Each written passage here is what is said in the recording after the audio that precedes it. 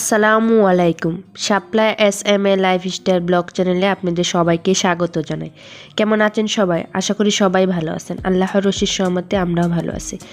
আমি আজকে হোটেল স্টাইলে সিঙ্গারা বানাবো, ওইটা আপনাদের সাথে শেয়ার করব।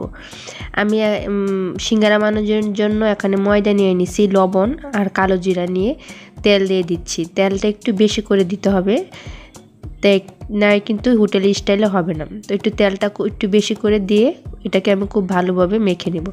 আর সিঙ্গারাগুলো কিন্তু আমি বানাচ্ছি না, সিঙ্গারাগুলো বানাচ্ছে ছেলের বাবা। আমাদের কিন্তু হোটেল ছিল, ওই জায়গার কারিগরের কাছ থেকে আমাদের ছেলের বাবা সিঙ্গারা বানানোগুলো শিখেছে। তো ওই আজকে সিঙ্গারা বানিয়ে আজকে আমাদেরকে নাস্তা করাবে সব বিকালবেলা। তার জন্য ভাবলাম কেননা আপনাদের সাথে শেয়ার করি, আপনাদের উপকারে আসবে।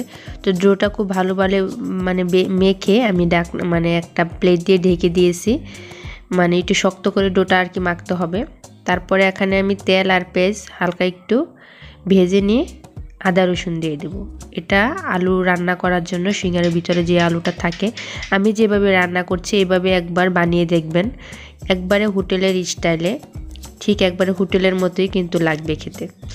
তো আমি এখানে ধনিয়ার গুঁড়া, মরিচের গুঁড়া, হলুদের গুঁড়া এইগুলো আর কি দিয়ে দিব, লবণ দিয়ে খুব ভালোভাবে আমি মশলাটা কষিয়ে নেব। তো লবণটা আমার স্কিপ হয়ে গেছে, আমি এডিটের সময় কেটে গেছে। তো আপনারা অবশ্যই লবণটা দিয়ে নেবেন। আর লবণ দিয়ে আমি একটু পানি দিয়ে খুব ভালোভাবে এটাকে কষিয়ে নেব। আমার কিন্তু কষানো হয়ে গেছে। তারপরে এখানে আমি দিয়ে দেব কেটে রাখা আলু। আমি ছোটো ছোটো করে এরকম পিস করে আলু কেটে নিয়েছি। তো আপনারাও এরকম ছোটো ছোটো করে আলু পিস করে কেটে নেবেন। আজ আমি কিন্তু মিনি সিঙ্গারা বানাচ্ছি আজকে আপনাদের ভাইয়া। মিনি সিঙ্গারা খেতে কিন্তু অনেক বেশি ভালো লাগে। আমি কষানোর সময় তেজপাতা দিতে ভুলে গিয়েছিলাম, তার জন্য আমি এখন তেজপাতাগুলো দিয়ে দিচ্ছি।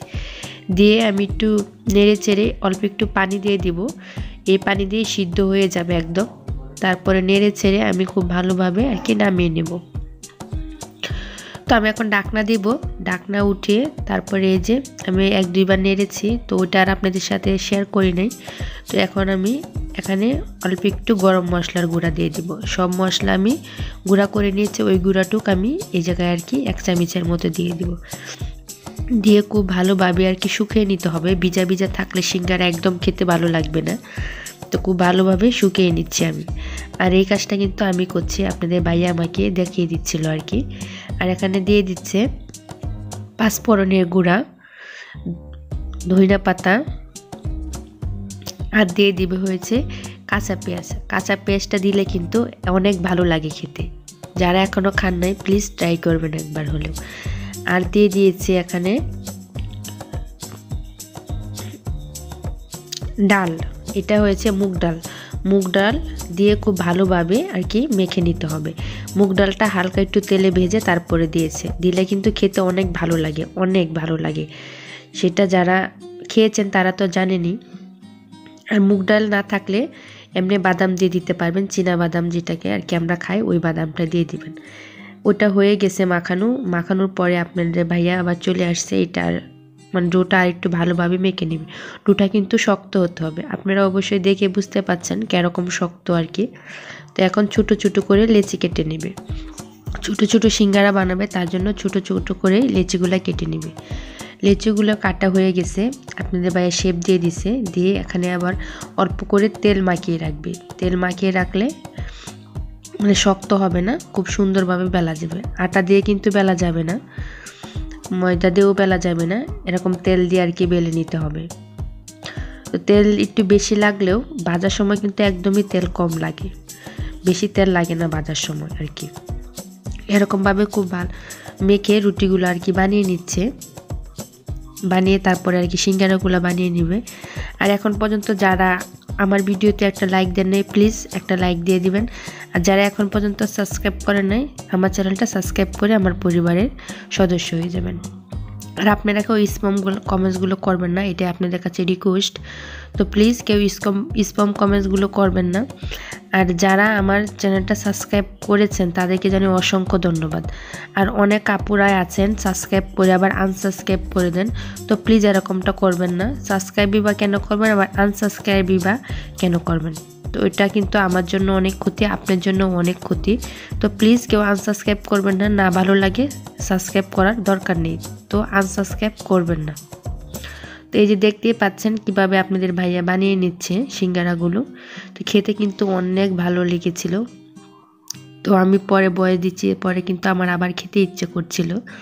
এই যে এটা কিন্তু বলে বোঝানো যাবে না কিভাবে আর কি বানাচ্ছে। এই যে আলু ভিতরে দিয়ে তারপরে আর কি মুখটা কিভাবে বন্ধ করছে এটা কিন্তু দেখেই বোঝা যাবে।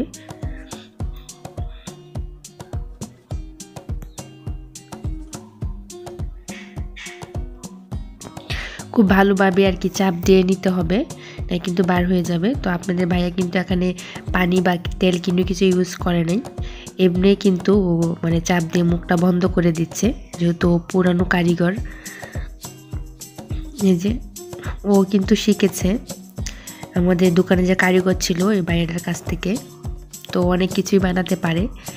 তো মাঝে মাঝে বানিয়েও খাওয়াই, তো ভাবলাম আপনাদের সাথেও শেয়ার করি।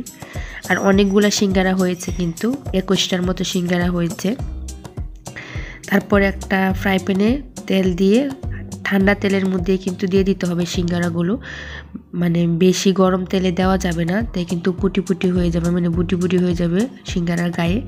তো হালকা গরম তেলের মধ্যে আর কি ঠান্ডা অবস্থায় দিয়ে দিতে হবে। দিয়ে এগুলো খুব ভালোভাবে আপনাদের বাইরে ভেজে নিচ্ছে, নেড়ে চেড়ে খুব ভালোভাবে ভেজে নিতে হবে।